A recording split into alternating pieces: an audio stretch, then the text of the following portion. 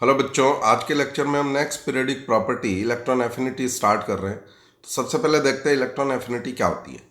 तो बच्चों, energy released when an extra electron is added to an isolated gaseous atom to produce a gaseous anion is known as electron affinity.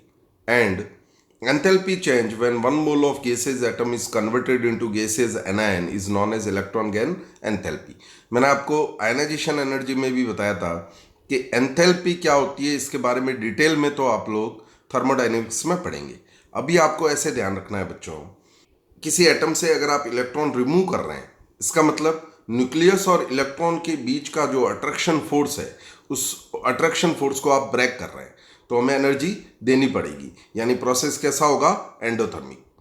अब इसका reverse process देखते हैं कि किसी atom में इलेक्ट्रॉन आप ऐड कर रहे हैं, और जब आप इलेक्ट्रॉन ऐड करेंगे तो न्यूक्लियस और इलेक्ट्रॉन के बीच एक नया अट्रैक्शन फोर्स बन रहा है, एक नया बॉन्ड बन रहा है। इसका मतलब इस प्रोसेस में एनर्जी क्या होगी?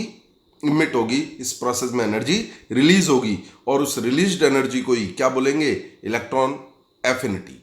और इस प्रोसेस के एंथैल्पी चेंज को क्या बोलेंगे? Electron gain enthalpy. तो बच्चों, इस प्रोसेस का जो एंथैल्पी चेंज है, जो इस प्रोसेस का डेल्टा एच है, वो नेगेटिव होगा, है ना, क्योंकि प्रोसेस कैसा है? एक्सोथर्मिक है। तो रिलीज्ड एनर्जी को तो इलेक्ट्रॉन एफिनिटी बोलेंगे, यानी वो तो पॉजिटिव होगी, बट डेल्टा एच इस प्रोसेस का नेगेटिव होगा, यानी इलेक्ट्रॉन गेन एंथैल्पी क्या होगी? इस प्रोसेस की नेगेटिव होगी। बच्चों, छोटी क्लासेस में आपने पढ़ा होगा कि जब बॉन्ड बनता है तो पोटेंशियल एनर्जी कम होती है, और जब बॉन्ड ब्रेक होता है तो पोटेंशियल एनर्जी इंक्रीज होती है। तो ब्रेक करने में आपको एनर्जी देनी पड़ेगी, और जब बॉन्ड बनेगा तो पोटेंशियल एनर्जी डिक्रीज होगी, तो वहां पर एनर्जी क्या होगी? रिलीज होगी। इसका मतलब रिलीज्ड एनर्जी को इलेक्ट्रॉन एफिनिटी बोलेंगे, और इस प्रोसेस के एंथैल्पी चेंज जो नेगेटिव है उसको इलेक्ट्रॉन गेन एंथैल्पी बोलेंगे। तो x से x माइनस का फॉर्मेशन जो है वो एक्सोथर्मिक प्रोसेस है, यानी इलेक्ट्रॉन एफिनिटी पॉजिटिव होगी और इलेक्ट्रॉन गेन एंथैल्पी क्या होगी? नेगेटिव। तो बच्चों, एक इलेक्ट्रॉन अगर x ले चुका है और सेकंड इलेक्ट्रॉन आप ऐड कर रहे हैं, तो देखिए वो जो सेकंड इलेक्ट्रॉन है वो x माइनस में ऐड हो रहा है। तो बताएं बच्चों, x पर नेगेटिव चार्ज है और इलेक्ट्रॉन पर भी नेगेटिव चार्ज होता है। लाइक चार्जेस क्या करेंगे? रिपेल करेंगे। इसका मतलब जो x माइनस है वो इलेक्ट्रॉन को लेना नहीं चाहेगा, वो इलेक्ट्रॉन को क्या कर रहा है? रिपेल कर रहा है। तो हमें एनर्जी देके इलेक्ट्रॉन को इंजेक्ट करवाना पड़ेगा। यानी अगर हम इलेक्ट्रॉन x माइनस में ऐड कर रहे हैं तो वो प्रोसेस एंडोथर्मिक हो जाएगा, उल्टा हमें एनर्जी देनी पड़ेगी। तो बच्चों, ये प्रोसेस एंडोथर्मिक होगा कब? जब हम x में सेकंड इलेक्ट्रॉन ऐड कर रहे हैं, यानी हम x माइनस से x2 माइनस बना रहे हैं। यानी इसका जो डेल्टा एच है, यानी इसकी जो इलेक्ट्रॉन गेन एंथैल्पी है, वो पॉजिटिव होगा, क्योंकि प्रोसेस एंडोथर्मिक है ना, और इलेक्ट्रॉन एफिनिटी क्या होगी? नेगेटिव होगी। तो बच्चों, इसको एक एग्जांपल से समझते हैं। जैसे ऑक्सीजन का एक एग्जांपल लिया है मैंने। ये डेटा आपको याद नहीं करने हैं, -143 किलो जूल पर मोल या +844 किलो जूल पर मोल। ये डेटा आपको याद नहीं करने। ये डेटा मैंने इसलिए लिखे हैं ताकि आपको फील आए, ताकि आपको समझ आए कि क्या हो रहा है। तो बच्चों, फर्स्ट में ऑक्सीजन से O माइनस बन रहा है, तो इस प्रोसेस में -143 इसका डेल्टा एच है। और सेकंड प्रोसेस जिसमें O माइनस से O2 माइनस बन रहा है, ये प्रोसेस क्या होगा? बोलो बच्चों, एंडोथर्मिक। क्यों? क्योंकि इसमें O माइनस इलेक्ट्रॉन को क्या कर रहा है? रिपेल कर रहा है। इसका मतलब ये प्रोसेस एंडोथर्मिक होगा। और आप डेटा को देख के ये बता सकते हैं ना कि इसमें 143 एनर्जी रिलीज हो रही है, इसमें 844 एनर्जी एब्जॉर्ब हो रही है। इसका मतलब ओवरऑल प्रोसेस ये जो है O से O2 माइनस का जो फॉर्मेशन है वो क्या होगा? एंडोथर्मिक होगा। नेक्स्ट देखते हैं बच्चों, सल्फर का एक एग्जांपल। S से S माइनस बनने में -200 उसका डेल्टा एच है, यानी 200 एनर्जी रिलीज हो रही है, जबकि S माइनस से S2 माइनस बनने में 565 एनर्जी आपको देनी पड़ रही है। यानी ये प्रोसेस एंडोथर्मिक होगा, और ये ओवरऑल प्रोसेस क्या होगा? बोलो बच्चों, एंडोथर्मिक होगा। क्यों? क्योंकि एब्जॉर्ब होने वाली एनर्जी, जो सेकंड स्टेप में एनर्जी एब्जॉर्ब हो रही है, वो फर्स्ट स्टेप में रिलीज होने वाली एनर्जी से ज्यादा है। तो ये इंपॉर्टेंट है बच्चों, कभी कभार एग्जाम में ये पूछ लिया जाता है। नेक्स्ट देखते हैं बच्चों, फैक्टर्स अफेक्टिंग इलेक्ट्रॉन एफिनिटी। बच्चों, आप सिंपल ऐसा ध्यान रखेंगे कि अगर इलेक्ट्रॉन इजीली ऐड हो रहा है तो इलेक्ट्रॉन एफिनिटी ज़्यादा होगी। अगर इलेक्ट्रॉन इजीली ऐड हो रहा है तो ज़्यादा एनर्जी रिलीज करेगा सिस्टम। इसका मतलब इलेक्ट्रॉन एफिनिटी क्या होगी? ज़्यादा, क्योंकि रिलीज एनर्जी को इलेक्ट्रॉन एफिनिटी बोलते हैं। इस बात पर बच्चे बहुत ज़्यादा कंफ्यूज रहते हैं, तो आप सिंपल ऐसे ध्यान रखेंगे, किसी एटम में इलेक्ट्रॉन अगर इजीली ऐड हो रहा है इसका मतलब ज़्यादा एनर्जी एमिट होगी। तो बच्चों जेड इफेक्टिव अगर बढ़ेगा तो इलेक्ट्रॉन एफिनिटी बढ़ेगी, क्योंकि जेड इफेक्टिव बढ़ेगा तो इलेक्ट्रॉन इजीली ऐड होगा और ज़्यादा एनर्जी रिलीज करेगा सिस्टम, यानी इलेक्ट्रॉन एफिनिटी ज़्यादा होगी। अब बच्चों अगर साइज बढ़ेगी तो इलेक्ट्रॉन एफिनिटी डिक्रीज होगी। क्यों? क्योंकि साइज बढ़ने पर न्यूक्लियस का अट्रैक्शन इलेक्ट्रॉन पर कम हो जाएगा, यानी वो इजीली इलेक्ट्रॉन नहीं लेगा। इसका मतलब इलेक्ट्रॉन एफिनिटी क्या हो जाएगी? कम। बच्चों इलेक्ट्रॉन अगर इजीली ऐड हो रहा है इसका मतलब स्ट्रॉन्ग बॉन्ड बन रहा है, स्ट्रॉन्ग अट्रैक्शन है, इसका मतलब सिस्टम की एनर्जी, पोटेंशियल एनर्जी ज़्यादा कम होगी, इसका मतलब ज़्यादा एनर्जी वहां पर रिलीज करेगा सिस्टम। नेक्स्ट फैक्टर देखते हैं बच्चों, इलेक्ट्रॉनिक कॉन्फ़िगरेशन। अब बताए बच्चों, stable electronic configuration will have smaller और नेगेटिव और जीरो इलेक्ट्रॉन एफिनिटी। लॉजिक क्या है इसके पीछे? कि अगर स्टेबल है, अगर हाफ फील्ड है, अगर फुली फील्ड है तो वो स्टेबल है, वो इलेक्ट्रॉन इजीली नहीं लेगा, और इलेक्ट्रॉन इजीली नहीं लेगा इसका मतलब हाँ उल्टा आपको एनर्जी देनी पड़ जाएगी। प्रोसेस कैसा हो जाएगा? एंडोथर्मिक हो जाएगा। नेक्स्ट बच्चों हम लोग देखते हैं पीरियोडिसिटी। तो बच्चों लेफ्ट टू राइट हम कौन सा फैक्टर से पीरियोडिक प्रॉपर्टीज डिफाइन करते हैं? जेड इफेक्टिव से। तो जेड इफेक्टिव अगर इंक्रीज होगा तो इलेक्ट्रॉन एफिनिटी क्या होगी? इंक्रीज होगी। टॉप टू बॉटम हम कौन सा फैक्टर देखते हैं? साइज। अगर साइज बढ़ेगी तो इलेक्ट्रॉन एफिनिटी क्या होगी? कम होगी। इसका मतलब left to right electron affinity increase होगी and top to bottom electron affinity क्या होगी बच्चों? डिक्रीज होगी। अब देखिए बच्चों एक example, beryllium to neon. Left to right हम लोग चल रहे हैं, इनमें तीन एलिमेंट्स को मैंने अलग से मार्क कर रखा है, बेरिलियम, नाइट्रोजन एंड नियॉन। इनमें जब इलेक्ट्रॉन ऐड करेंगे तो वो प्रोसेस एंडोथर्मिक होगा। कौन कौन से एलिमेंट्स में? Beryllium, nitrogen and neon. जब इनमें इलेक्ट्रॉन ऐड होगा तो प्रोसेस एंडोथर्मिक होगा। इसका मतलब इनकी इलेक्ट्रॉन एफिनिटी नेगेटिव होगी और इलेक्ट्रॉन गेन एंथैल्पी क्या होगी बोलो बच्चों? पॉजिटिव होगी। क्यों? क्योंकि प्रोसेस कैसा है? एंडोथर्मिक। अब ऐसा होता क्यों है वो देख लेते हैं बच्चों। अगर हम लोग नियॉन की बात करें तो नियॉन का कॉन्फ़िगरेशन होता है 2s2 2p6।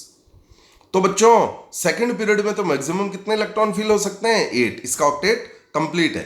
तो जो नया इलेक्ट्रॉन ऐड होगा वो किस में होगा? 3s में, यानी नेक्स्ट हायर ऑर्बिट में होगा। तो electron has to enter the next higher orbit, है ना। तो इसका मतलब एनर्जी आपको देनी पड़ जाएगी।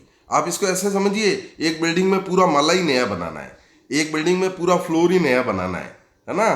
तो उसमें ज़्यादा एनर्जी क्या होगी? एब्जॉर्ब होगी। उसके बाद हम देख लेते हैं बेरिलियम में। तो बेरिलियम के केस में electron has to enter the next higher subshell. मतलब आप इसको ऐसे समझिए कि एक फ्लोर में एक रूम ही बनवाना है ना। तो उसमें एनर्जी थोड़ी सी कम एब्जॉर्ब होगी। किसके?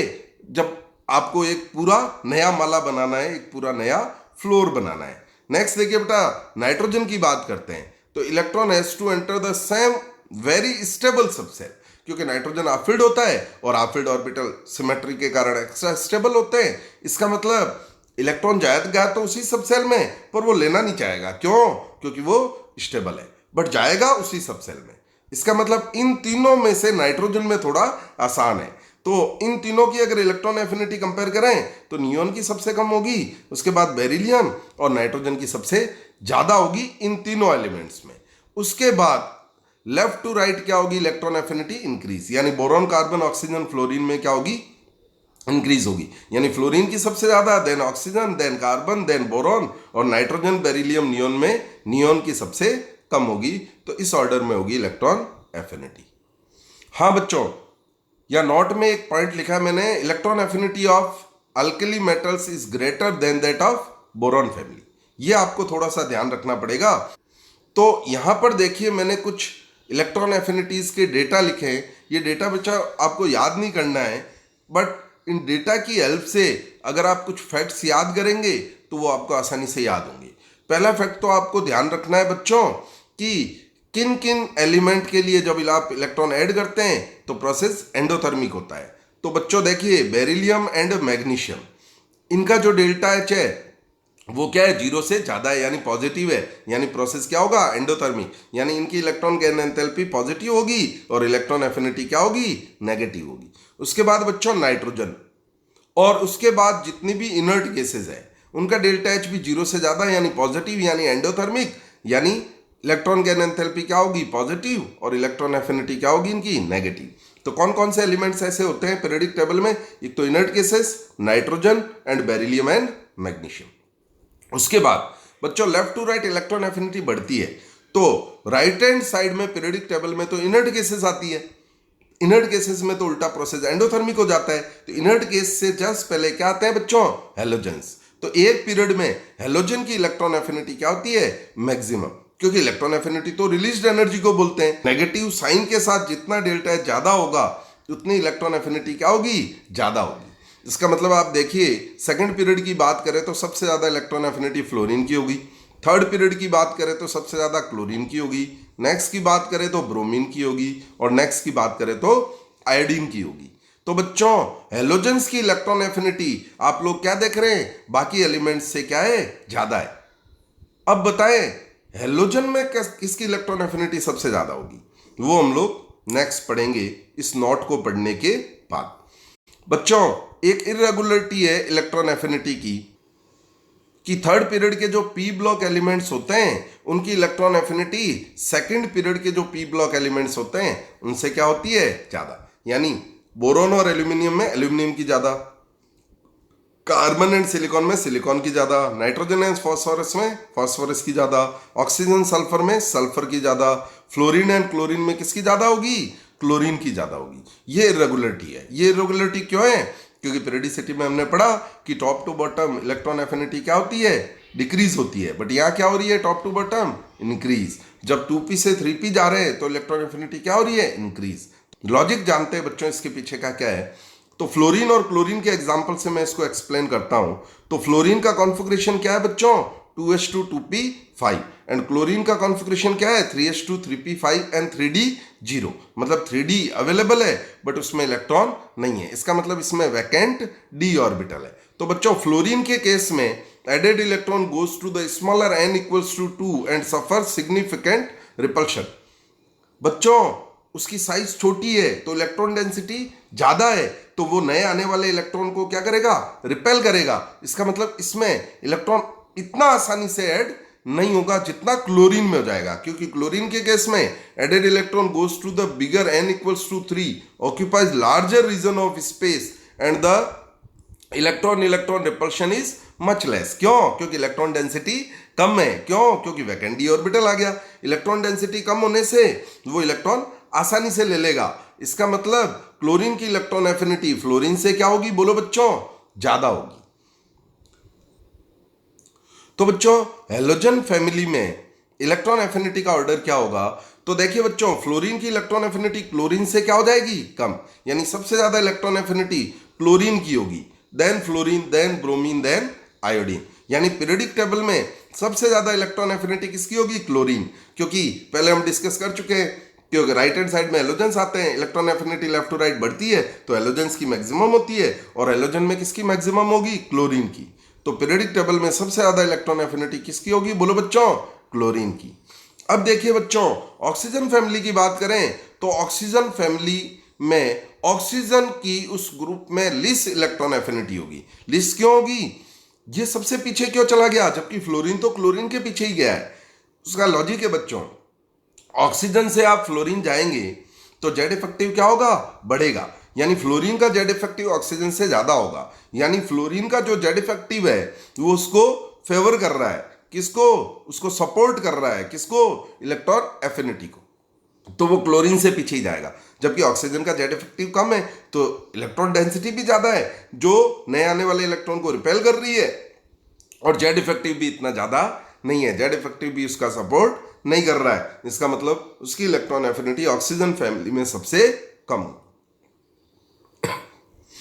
एक दो एग्जांपल देखते हैं बच्चों, which is an endothermic process. तो बच्चों फर्स्ट 3 प्रोसेस में तो आप इलेक्ट्रॉन ऐड कर रहे हैं, प्रोसेस एक्सोथर्मिक होगा, डेल्टा एच नेगेटिव होगा, इलेक्ट्रॉन गेन एंथैल्पी नेगेटिव होगी, इसका मतलब एक्सोथर्मिक है। और फोर्थ प्रोसेस की बात करें तो सेकंड इलेक्ट्रॉन ऐड कर रहे हैं, जब भी आप सेकंड इलेक्ट्रॉन ऐड करेंगे तो प्रोसेस एंडोथर्मिक होगा, आपको एनर्जी देनी पड़ जाएगी, यानी आपका आंसर हो जाएगा फोर्थ ऑप्शन। नेक्स्ट एग्जांपल देखते हैं। फर्स्ट में क्या हो रहा है, एन से एन माइनस, सेकंड में क्या हो रहा है, एन से एन प्लस, थर्ड में क्या हो रहा है, एन माइनस से एन, नेक्स्ट में क्या हो रहा है, एन प्लस से एन टू प्लस।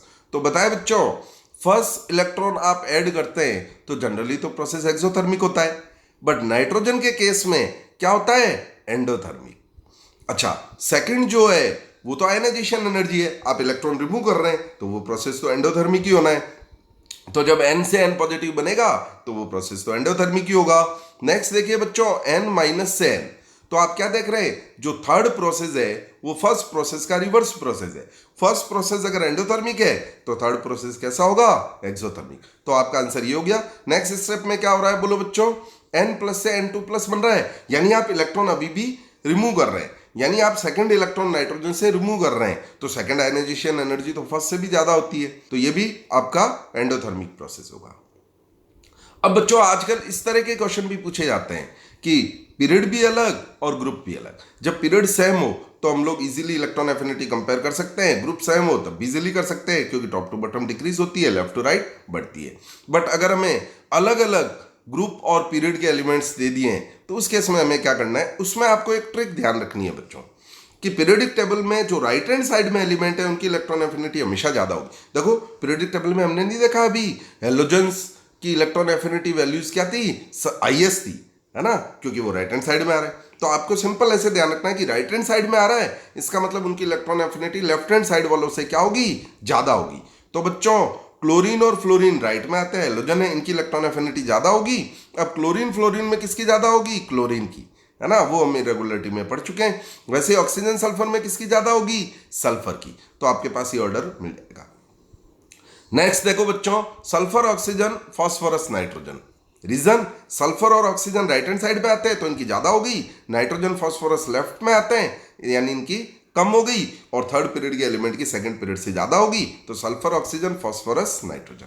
नेक्स्ट देखिए बच्चा, कार्बन सिलिकॉन बोरॉन एल्यूमिनियम, वही बच्चों राइट हैंड साइड में कौन आ रहे हैं, कार्बन फैमिली, यानी सिलिकॉन की ज्यादा होगी थर्ड पीरियड की कार्बन से, उसके बाद बोरोन और एल्यूमिनियम में एल्यूमिनियम की ज्यादा होगी। तो आपको ये ट्रिक ध्यान रखनी है बच्चों इलेक्ट्रॉन एफिनिटी के ऑर्डर में, कि राइट हैंड साइड में जो पीरियडिक टेबल में एलिमेंट्स आ रहे हैं उनकी electron affinity generally left hand side वालों से क्या होगी, ज्यादा होगी।